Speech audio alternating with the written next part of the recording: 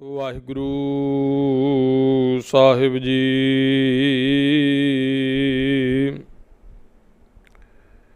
ਜੋ ਤਉ ਪ੍ਰੇਮ ਖੇਲਣ ਕਾ ਚਾਓ, ਸਿਰ ਧਰ ਤਲੀ ਗਲੀ ਮੇਰੀ ਆਓ। ਹਿਤ ਮਾਰਗ ਪੈਰ ਤਰੀਜੈ, ਸਿਰ ਦੀਜੈ ਕਾਣ ਨਾ ਕੀਜੈ। ਗੁਰੂ ਪਿਆਰੀ ਸਾਧ ਸੰਗਤ ਜੀ, ਕੌਮ ਦੇ ਮਹਾਨ ਸ਼ਹੀਦ ਭਾਈ ਤਾਰੂ ਸਿੰਘ ਜੀ, ਉਹਨਾਂ ਦੇ ਜੀਵਨ ਬਾਬਤ ਕੁਝ ਵਿਚਾਰਾਂ ਸਾਂਝੀਆਂ ਕਰਦੇ ਹਾਂ। ਭਾਈ ਸਾਹਿਬ ਭਾਈ ਤਾਰੂ ਸਿੰਘ ਜੀ,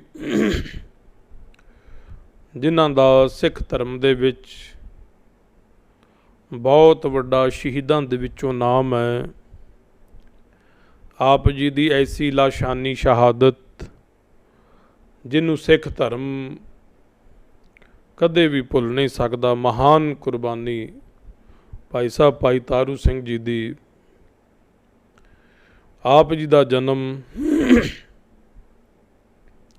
1720 ਈਸਵੀ ਨੂੰ ਪਿੰਡ ਪੂਲਾ, ਜ਼ਿਲ੍ਹਾ ਅੰਮ੍ਰਿਤਸਰ ਵਿਖੇ ਪਿਤਾ ਸਰਦਾਰ ਜੋਧ ਸਿੰਘ ਜੀ ਦੇ ਗ੍ਰਹਿ ਵਿਖੇ ਹੋਇਆ। ਆਪ ਜੀ ਦਾ ਪਿਤਾ ਪੁਰਖੀ ਕੰਮ ਖੇਤੀਬਾੜੀ ਸੀ ਔਰ ਸਤਿਗੁਰਾਂ ਦੀ ਆਪ ਜੀ ਦੇ ਪਰਿਵਾਰ 'ਤੇ ਬੜੀ ਬਖਸ਼ਿਸ਼ ਸੀ। ਘਰ ਦੇ ਵਿੱਚ ਗੁਰਸਿੱਖਾਂ ਵਾਲਾ ਮਾਹੌਲ ਸੀ। ਸੱਚੇ ਪਾਤਸ਼ਾਹ ਜੀ ਨੇ ਅਪਾਰ ਬਖਸ਼ਿਸ਼ ਕੀਤੀ ਹੋਈ ਸੀ।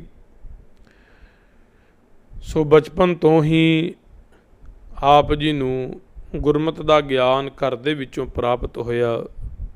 ਗੁਰਸਿੱਖੀ ਦੀ ਦਾਤ ਘਰ ਦੇ ਵਿੱਚੋਂ ਹੀ ਪ੍ਰਾਪਤ ਹੋ ਗਈ। ਆਪ ਜੀ ਜਵਾਨ ਹੁੰਦੇ ਨੇ ਆਪਣੇ ਘਰ ਦੇ ਵਿੱਚ ਖੇਤੀਬਾੜੀ ਦਾ ਕੰਮ ਉਹ ਸ਼ੁਰੂ ਕਰ ਦਿੰਦੇ ਨੇ। ਇਤਿਹਾਸ ਵਿੱਚ ਜ਼ਿਕਰ ਆਉਂਦਾ, ਕਹਿੰਦੇ ਨੇ ਆਪ ਜੀ ਦੇ ਪਿਤਾ ਸਰਦਾਰ ਜੋਧ ਸਿੰਘ ਜੀ, ਉਹ ਵੀ ਸ਼ਹੀਦ ਹੋਏ।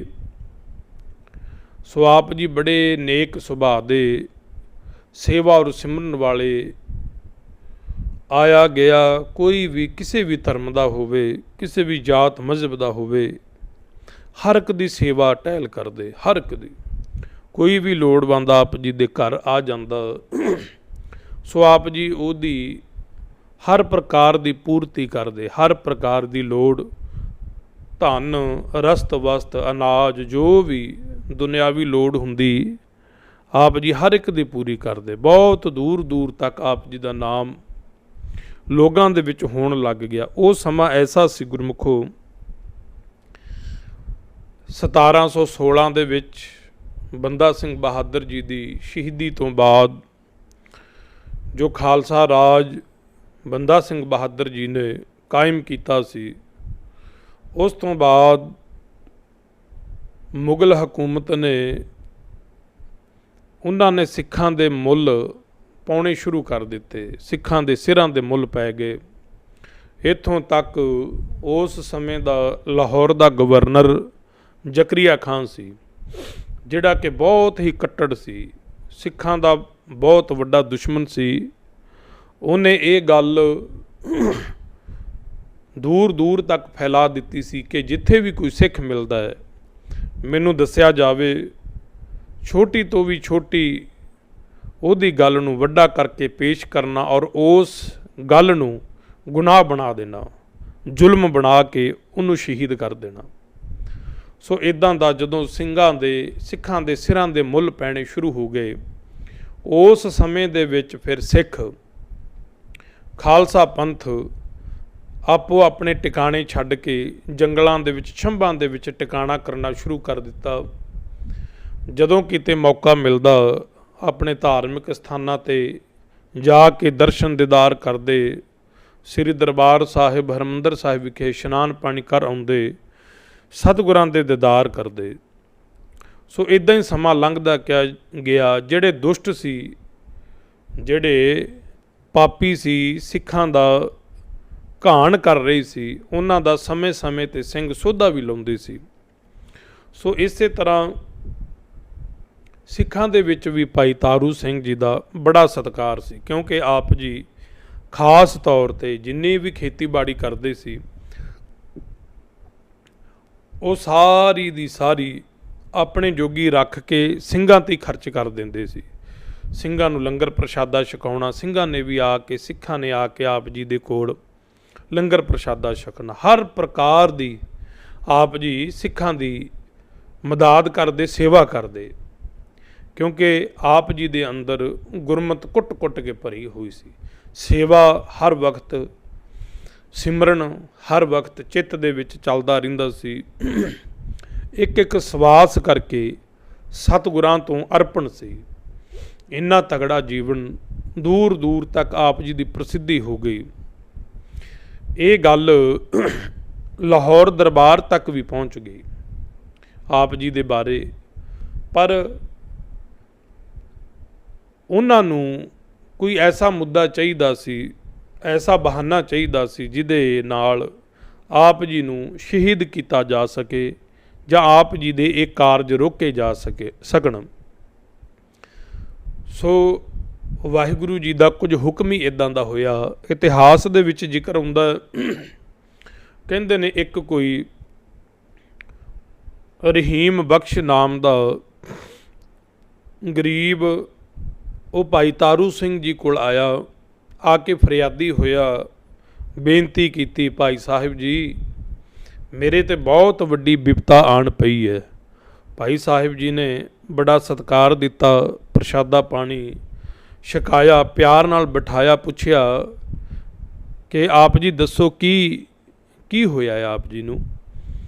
ਇੱਥੇ ਫਿਰ ਉਸ ਬਜ਼ੁਰਗ ਨੇ ਬੇਨਤੀ ਕੀਤੀ ਕਿ ਪੱਟੀ ਦਾ ਫੌਜਦਾਰ ਮੇਰੀ ਨੌਜਵਾਨ ਧੀ ਨੂੰ ਚੁੱਕ ਕੇ ਲੈ ਗਿਆ ਔਰ ਜ਼ਬਰਦਸਤੀ ਨਿਕਾਹ ਕਰਨਾ ਚਾਹੁੰਦਾ ਹੈ।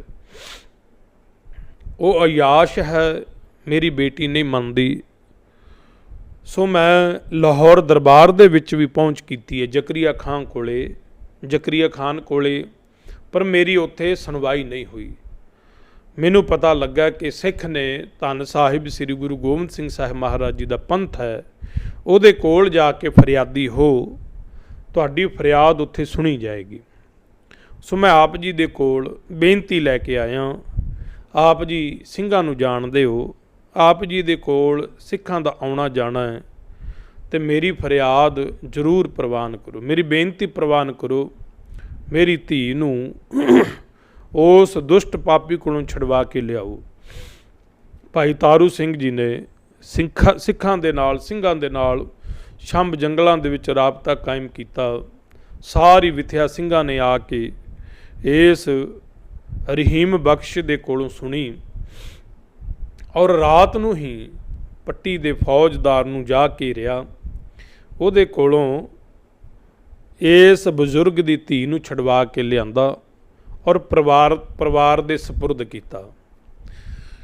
ਇੱਕ ਇਹ ਵੀ ਗੱਲ ਬਣ ਗਈ ਕਿ ਭਾਈ ਤਾਰੂ ਸਿੰਘ ਜੀ ਨੇ ਪੱਟੀ ਦੇ ਫੌਜਦਾਰ ਨੂੰ ਉਹਦੇ 'ਤੇ ਸਿੱਖਾਂ ਦਾ ਹਮਲਾ ਕਰਵਾਇਆ। ਸੋ ਇੱਕ ਜੰਡਿਆਲੇ ਦਾ ਸਰਕਾਰ ਦਾ ਸੂਹੀਆ ਸੀ ਹਰ ਭਗਤ ਨਰੰਜਨੀਆ, ਉਹ ਬੜਾ ਤਕੜਾ ਮੁਖਬਰ ਸੀ ਲਾਹੌਰ ਸਰਕਾਰ ਦਾ, ਜ਼ਕਰੀਆ ਖਾਨ ਦਾ। ਉਹਨੇ ਵੀ ਭਾਈ ਤਾਰੂ ਸਿੰਘ ਜੀ ਦੀਆਂ ਚੁਗਲੀਆਂ, ਭਾਈ ਤਾਰੂ ਸਿੰਘ ਜੀ ਦੀ ਬਾਬਤ ਲਾਹੌਰ ਵਿਖੇ ਜ਼ਕਰੀਆ ਖਾਨ ਦੇ ਕੰਨ ਭਰਨੇ ਸ਼ੁਰੂ ਕਰ ਦਿੱਤੇ। ਇੰਨੀਆਂ ਕੁ ਸ਼ਿਕਾਇਤਾਂ ਕੀਤੀਆਂ, ਲਾਹੌਰ ਦੇ ਗਵਰਨਰ ਜ਼ਕਰੀਆ ਖਾਨ ਨੇ ਭਾਈ ਤਾਰੂ ਸਿੰਘ ਜੀ ਨੂੰ ਗ੍ਰਿਫਤਾਰ ਕੀਤਾ। ਪਿੰਡ ਪੂਲੇ ਦੇ ਵਿੱਚੋਂ ਗ੍ਰਿਫਤਾਰ ਕਰਕੇ ਨਾਲ ਇਹਨਾਂ ਦੀ ਇੱਕ ਭੈਣ ਸੀ ਬੀਬੀ ਤਾਰੂ, ਉਹਨਾਂ ਨੂੰ ਵੀ ਗ੍ਰਿਫਤਾਰ ਕਰ ਲਿਆ ਗਿਆ। ਸੋ ਭੈਣ ਨੂੰ ਤੇ ਇਤਿਹਾਸ ਦੇ ਵਿੱਚ ਜ਼ਿਕਰ ਆਉਂਦਾ ਹੈ, ਪਿੰਡ ਵਾਲਿਆਂ ਨੇ, ਨਗਰ ਵਾਲਿਆਂ ਨੇ ਕੁਝ ਉਹਨਾਂ ਨੂੰ ਨਜ਼ਰਾਨਾ ਪੇਸ਼ ਕਰ ਦਿੱਤਾ ਔਰ ਭੈਣ ਨੂੰ ਛਡਵਾ ਲਿਆ, ਅਤੇ ਭਾਈ ਤਾਰੂ ਸਿੰਘ ਜੀ ਨੂੰ ਲਾਹੌਰ ਲਿਜਾਂਦਾ ਗਿਆ ਗ੍ਰਿਫਤਾਰ ਕਰਕੇ। ਉੱਥੇ ਆਪ ਜੀ ਦੇ ਨਾਲ ਸਵਾਲ ਜਵਾਬ ਹੋਏ, ਆਪ ਜੀ 'ਤੇ ਝੂਠੇ ਦੋਸ਼ ਲਾ ਦਿੱਤੇ ਗਏ। ਔਰ ਬੜੇ ਤਰ੍ਹਾਂ ਦੇ ਤਸੀਹੇ ਦਿੱਤੇ ਗਏ, ਅਕੈ ਅਤੇ ਅਸੈ। ਆਖਰਕਾਰ ਜ਼ਕਰੀਆ ਖਾਂ ਵੱਲੋਂ ਇਹ ਗੱਲ ਆਖੀ ਗਈ ਕਿ ਤਾਰੂ ਸਿੰਘ ਜਾਂ ਤੇ ਤੂੰ ਆਪਣਾ ਧਰਮ ਤਿਆਗ ਦੇ, ਸਿੱਖੀ ਛੱਡ ਦੇ, ਇਸਲਾਮ ਕਬੂਲ ਕਰ ਲੈ, ਤੇ ਜਾਂ ਈਨ ਮੰਨ ਲੈ, ਜਾਂ ਫਿਰ ਮੌਤ ਲਈ ਤਿਆਰ ਹੋ ਜਾ। ਤੇਰੀ ਮੌਤ ਬਹੁਤ ਦਰਦਨਾਕ ਹੋਣੀ ਹੈ, ਤੈਨੂੰ ਸ਼ਹੀਦ ਕਰ ਦਿੱਤਾ ਜਾਣਾ। ਭਾਈ ਤਾਰੂ ਸਿੰਘ ਜੀ ਜਿਹੜੀ ਰੱਬੀ ਰੂਹ, ਅੱਠੇ ਪੈਰ ਵਾਹਿਗੁਰੂ ਵਾਹਿਗੁਰੂ ਦਾ ਸਿਮਰਨ, ਸਤਿਗੁਰਾਂ ਦੇ ਚਰਨਾਂ 'ਚ ਧਿਆਨ ਧਰਨ ਵਾਲੀ ਪਵਿੱਤਰ ਆਤਮਾ ਅਡੋਲ, ਉਹਨੇ ਆਖਿਆ ਭਾਈ ਤਾਰੂ ਸਿੰਘ ਜੀ ਨੇ ਜ਼ਕਰੀਆ ਖਾਨ ਨੂੰ ਕਿ ਐ ਖਾਨ ਸਾਹਿਬ, ਜੇਕਰ ਤੇਰਾ ਧਰਮ ਅਪਣਾਉਣ ਦੇ ਨਾਲ ਮੌਤ ਨਾ ਆਉਂਦੀ ਹੋਵੇ, ਫਿਰ ਤੇ ਧਰਮ ਬਦਲੀਏ ਵੀ।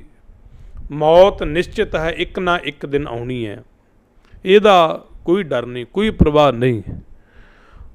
ਤੂੰ ਆਨਾ ਵੀ ਸਿੱਖੀ ਛੱਡ ਦੇ, ਸਿੱਖੀ ਤੋਂ ਮੁਕਦਰ ਹੋ ਜਾ, ਬਿਲਕੁਲ ਕਦਾਚਿਤ ਇੱਦਾਂ ਹੋ ਨਹੀਂ ਸਕਦਾ। ਜਾਨ ਗੁਰਾਂ ਤੋਂ ਅਰਪਣ ਹੋ ਗਈ, ਜੀਵਨ ਸਤਿਗੁਰਾਂ ਤੋਂ ਅਰਪਣ ਬੜਾ ਸਮਾਂ ਪਹਿਲਾਂ ਹੀ ਕਰ ਦਿੱਤਾ। ਮੌਤ ਆਉਣੀ ਹੈ, ਸੋ ਇਹ ਜੀਵਨ ਸਿੱਖੀ ਤੇ ਸਵਾਸਾਂ ਦੇ ਨਾਲ ਹੀ ਲੈ ਕੇ ਜਾਣਾ ਹੈ, ਸਿੱਖੀ ਨਿਭਾਉਣੀ ਹੈ, ਕਮਾਈ ਹੋਈ ਹੈ।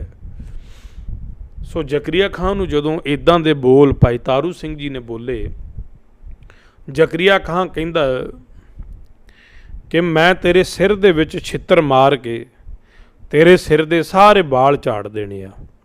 ਇੱਦਾਂ ਦੇ ਅਪਜਨਕ ਸ਼ਬਦ ਬੋਲੇ ਗਏ। ਭਾਈ ਤਾਰੂ ਸਿੰਘ ਕਹਿੰਦਾ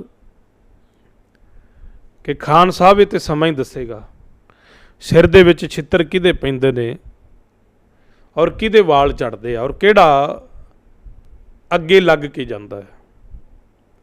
ਇਹੋ ਜਿਹੇ ਜਦੋਂ ਸਵਾਲ ਜਵਾਬ ਹੋਏ, ਕਿਉਂਕਿ ਜਿਹੜੇ ਰੱਬ ਦੇ ਨਾਲ ਜੁੜੇ ਨੇ ਬੇਪਰਵਾਹ ਲੋਕ ਹੁੰਦੇ ਨੇ, ਬੇਪਰਵਾਹ ਸਦਾ ਰੰਗ ਹਰਕੈ ਜਾ ਕੋ ਪਾਖ ਸੁਆਮੀ। ਜਿਹੜੇ ਰੱਬ ਦੇ ਮੁਰੀਦ ਬਣ ਜਾਂਦੇ ਨੇ, ਜਿਨ੍ਹਾਂ ਦਾ ਪਿਆਰ ਵਾਹਿਗੁਰੂ ਜੀ ਦੇ ਨਾਲ ਪੈ ਜਾਂਦਾ ਹੈ, ਨਿਰਭਉ ਜਪੈ ਸਗਲ ਭਉ ਮਿਟੈ, ਨਿਰਭਉ ਨੂੰ ਜਪਦੇ ਨੇ, ਸਾਰੇ ਭਉ ਖਤਮ ਹੋ ਜਾਂਦੇ ਨੇ।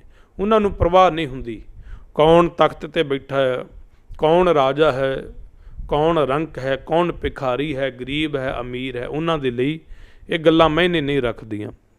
ਉਹਨਾਂ ਦੇ ਲਈ ਸਭ ਗੋਬਿੰਦ ਹੈ, ਸਭ ਗੋਬਿੰਦ ਹੈ, ਗੋਬਿੰਦ ਬਿਨ ਨਹੀਂ ਕੋਈ।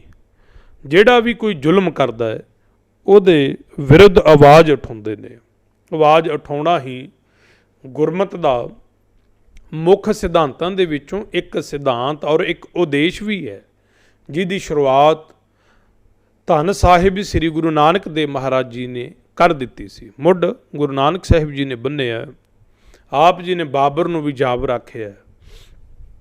ਜਿੱਥੇ ਕੋਈ ਗਲਤ ਸੀ, ਗਲਤ ਨੂੰ ਗਲਤ ਆਖਿਆ ਗਿਆ ਹੈ।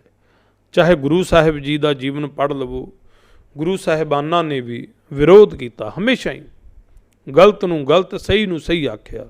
ਔਰ ਗੁਰੂ ਕੇ ਸਿੱਖਾਂ ਨੇ, ਸਤਿਗੁਰਾਂ ਦੇ ਪਿਆਰਿਆਂ ਨੇ ਵੀ ਇਸੇ ਮਰਿਆਦਾ ਨੂੰ ਅਪਣਾ ਕੇ ਰੱਖਿਆ। ਕਿਉਂਕਿ ਮਨੁੱਖ ਡਰਦਾ ਕਦੋਂ ਹੈ, ਅਧੀਨਗੀ ਕਦੋਂ ਕਬੂਲਦਾ ਹੈ, ਜਦੋਂ ਉਹਨੂੰ ਕਿਸੇ ਕਿਸਮ ਦਾ ਡਰ ਹੋਵੇ। ਡਰਾਂ ਦੇ ਵਿੱਚੋਂ ਸਭ ਤੋਂ ਵੱਡਾ ਡਰ ਕੀ ਹੁੰਦਾ ਹੈ?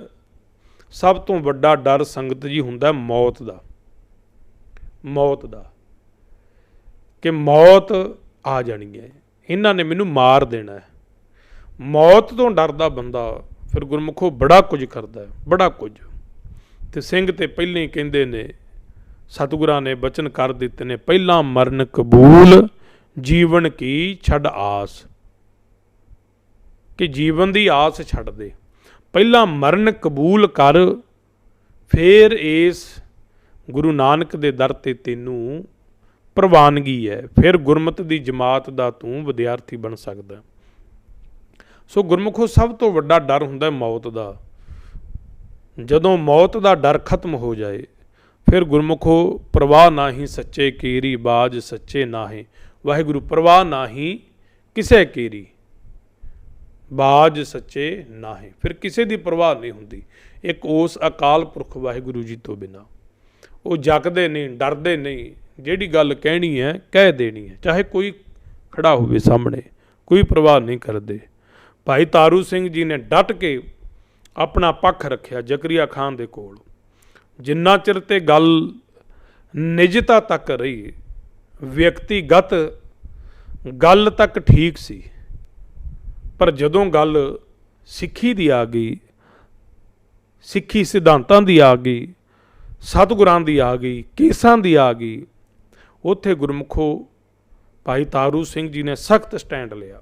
ਆਖਿਆ ਮੇਰਾ ਬੰਦ ਕੱਟ ਦੇ, ਮੇਰਾ ਸੀਸ ਧੜ ਤੋਂ ਜੁਦਾ ਕਰ ਦੇ, ਕੋਈ ਪਰਵਾਹ ਨਹੀਂ, ਪਰ ਜੇ ਤੂੰ ਇਹ ਗੱਲ ਆਖੇ ਕਿ ਸਿੱਖੀ ਛੱਡ ਦੇ, ਇਹ ਨਹੀਂ ਹੋ ਸਕਦਾ। ਤੂੰ ਆਖੇ ਕੇਸ ਕਤਲ ਕਰਵਾ ਲਾ, ਇਹ ਨਹੀਂ ਹੋ ਸਕਦਾ।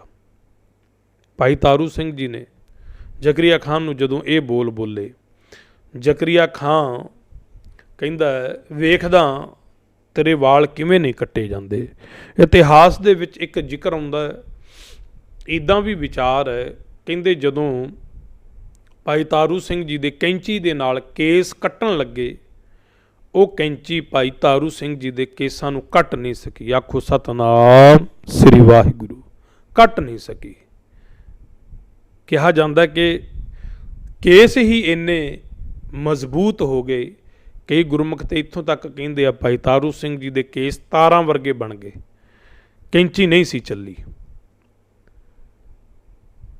ਫਿਰ ਜ਼ਕਰੀਆ ਖਾਨ ਕਹਿਣ ਲੱਗਾ ਜੇਕਰ ਤਾਰੂ ਸਿੰਘ ਦੇ ਕੇਸ ਨਹੀਂ ਕੱਟੇ ਜਾਂਦੇ, ਇਹਦਾ ਖੋਪੜ ਲਾ ਦਿਓ। ਭਾਈ ਤਾਰੂ ਸਿੰਘ ਜੀ ਅਡੋਲ ਬੈਠੇ ਨੇ, ਕੋਈ ਪਰਵਾਹ ਨਹੀਂ, ਗੁਰਬਾਣੀ ਪੜ੍ਹ ਰਹੇ ਨੇ, ਪਾਠ ਕਰ ਰਹੇ ਨੇ। ਔਰ ਜਦੋਂ ਜਲਾਦ ਰੰਬੀ ਲੈ ਕੇ ਆਉਂਦਾ ਹੈ, ਭਾਈ ਸਾਹਿਬ ਜੀ ਦੀ ਖੋਪੜੀ ਲਾਉਣ ਲੱਗਦਾ, ਖੋਪੜ ਲਾਉਣ ਲੱਗਦਾ, ਕੋਈ ਚਿਹਰੇ ਤੇ ਸ਼ਿਕਵਾ ਨਹੀਂ, ਕਿਸੇ ਪ੍ਰਕਾਰ ਦਾ ਭੈ ਨਹੀਂ, ਡਰ ਨਹੀਂ, ਅਡੋਲ ਬੈਠੇ ਨੇ, ਬਾਣੀ ਪੜ੍ਹ ਰਹੇ ਨੇ। ਕਹਿੰਦੇ ਨੇ ਜਲਾਦ ਨੇ ਭਾਈ ਸਾਹਿਬ ਜੀ ਦੇ ਕੇਸਾਂ ਨੂੰ ਫੜਿਆ, ਸਿਰ ਦੇ ਕੇਸਾਂ ਨੂੰ ਸਾਈਡਾਂ ਤੋਂ ਰੰਬੀ ਦੇ ਨਾਲ, ਜਿਵੇਂ ਕਿਸੇ ਦਰਖਤ ਨੂੰ ਛਾਂਗਿਆ ਜਾਂਦਾ ਹੈ, ਗੁਰਮੁਖੋ ਇੱਦਾਂ ਜਿਵੇਂ ਕਿਸੇ ਦਰਖਤ ਨੂੰ ਕੁਹਾੜੀ ਦੇ ਨਾਲ, ਦਾਤਰ ਦੇ ਨਾਲ ਛਾਂਗਿਆ ਜਾਂਦਾ ਹੈ, ਇਸ ਤਰ੍ਹਾਂ ਦੀ ਗਾਥਾ। ਕੇਸ ਭਾਈ ਤਾਰੂ ਸਿੰਘ ਜੀ ਦੇ ਹੱਥ ਦੇ ਵਿੱਚ ਫੜ ਲਏ, ਫੜ ਕੇ ਰੰਬੀ ਦੇ ਨਾਲ ਥੱਲਿਓਂ ਖੋਪੜ ਲਾਣਾ ਸ਼ੁਰੂ ਕਰ ਦਿੱਤਾ, 4 ਚੁਫੇਰੇ ਤੋਂ। ਆਪ ਜੀ ਤਸਵੀਰਾਂ ਦੇ ਵਿੱਚ ਵੇਖਦੇ ਹੋ ਭਾਈ ਤਾਰੂ ਸਿੰਘ ਜੀ ਦੀ ਉਸ ਘਟਨਾ ਨੂੰ, ਤੇ ਗੁਰਮੁਖੋ ਲੂੰ ਕੰਡੇ ਖੜੇ ਹੋ ਜਾਂਦੇ ਆ, ਸੋਚਣ ਤੇ ਮਜਬੂਰ ਹੋ ਜਾਂਦੇ ਆ ਕਿ ਐਸੇ ਗੁਰੂ ਕੇ ਸਿੱਖ, ਸਤਿਗੁਰਾਂ ਦੇ ਪਿਆਰ ਵਾਲੇ, ਜਿਹੜੇ ਜਾਨਾਂ ਦੀਆਂ ਪਰਵਾਹਾਂ, ਜਿਨ੍ਹਾਂ ਨੇ ਆਪਣੇ ਸਰੀਰ ਦੀ ਪਰਵਾਹ ਨਹੀਂ ਕੀਤੀ, ਆਪਣੀ ਜਾਨ ਦੀ ਪਰਵਾਹ ਨਹੀਂ ਕੀਤੀ, ਪਰ ਸਿੱਖੀ ਕਮਾਈ, ਸਿੱਖੀ ਨੂੰ ਦਾਗ ਨਹੀਂ ਲੱਗਣ ਦਿੱਤਾ। ਐਸੇ ਗੁਰਸਿੱਖ ਅੱਜ ਗੁਰਮੁਖੋ ਸਾਡਾ ਸਮਾਜ ਕਿੱਧਰ ਜਾ ਰਿਹਾ, ਸਾਡੇ ਲੋਕ ਕਿੱਧਰ ਜਾ ਰਹੇ ਨੇ, ਜਾਂ ਇੱਦਾਂ ਕਹਿ ਲਈਏ ਅੱਜ ਦਾ ਸਿੱਖ ਕਿੱਧਰ ਜਾ ਰਿਹਾ। ਥੋੜ੍ਹਾ ਜਿਹਾ ਕੋਈ ਲਾਲਚ ਮਿਲ ਜਾਏ ਤੇ ਗੁਰਮੁਖੋ ਸਾਰਾ ਕੁਝ ਲਾਉਣ ਤੱਕ ਚਲੇ ਜਾਂਦੇ ਆ ਕਿ ਭਾਈ ਤੂੰ ਮੈਨੂੰ ਦੱਸ ਦੇਂਗਾ ਕੀ। ਗੁਰਮੁਖੋ ਜ਼ਕਰੀਆ ਖਾਨ ਨੇ ਤਾਰੂ ਸਿੰਘ ਜੀ ਨੂੰ, ਭਾਈ ਸਾਹਿਬ ਜੀ ਨੂੰ ਆਖਿਆ ਸੀ ਕਿ ਕੇਸ ਕਤਲ ਕਰਵਾ ਲੈ, ਆਪਣਾ ਧਰਮ ਤਬਦੀਲ ਕਰ ਲੈ, ਰਾਜ ਭਾਗ ਦੇ ਦਿਆਂਗੇ, ਤਖਤਾਂ ਤੇ ਬਿਠਾ ਦਿਆਂਗੇ। ਗੁਰਮੁਖੋ ਆਖਿਆ ਨਹੀਂ, ਰਾਜ ਭਾਗ, ਤਖਤ ਤਾਜ ਇੱਥੇ ਹੀ ਰਹਿ ਜਾਣੇ ਆ। ਸਰੀਰ ਦੀ ਮੌਤ ਨੂੰ ਮੌਤ ਮੰਨਣਾ ਇਹ ਆਮ ਲੋਕਾਂ ਦੇ ਹਿੱਸੇ ਗੱਲ ਹੁੰਦੀ ਹੈ, ਪਰ ਜਿਹੜੇ ਅਣਖੀ ਹੁੰਦੇ ਨੇ, ਸੂਰਮੇ ਹੁੰਦੇ ਨੇ, ਗੁਰਮੁਖੋ ਉਹ ਜ਼ਮੀਰ ਦੇ ਮਰ ਜਾਣ ਨੂੰ ਮੌਤ ਗਿਣਦੇ ਨੇ। ਸਤਿਗੁਰਾਂ ਦੀ ਬਾਣੀ ਦੇ ਵਿੱਚ ਇੱਕ ਸ਼ਬਦ ਐਸਾ ਹੁੰਦਾ ਹੈ, ਸਤਿਗੁਰੂ ਜੀ ਕਹਿੰਦੇ ਨੇ, ਪੰਡਤ ਸੂਰ ਛਤਰਪਤ ਰਾਜਾ, ਭਗਤ ਬਰਾਬਰ ਔਰ ਨਾ ਕੋਏ। ਭਗਤ ਦੇ ਬਰੋਬਰ ਦਾ ਹੋਰ ਦੁਨੀਆ ਤੇ ਕੋਈ ਦੂਜਾ ਨਹੀਂ ਹੋ ਸਕਦਾ।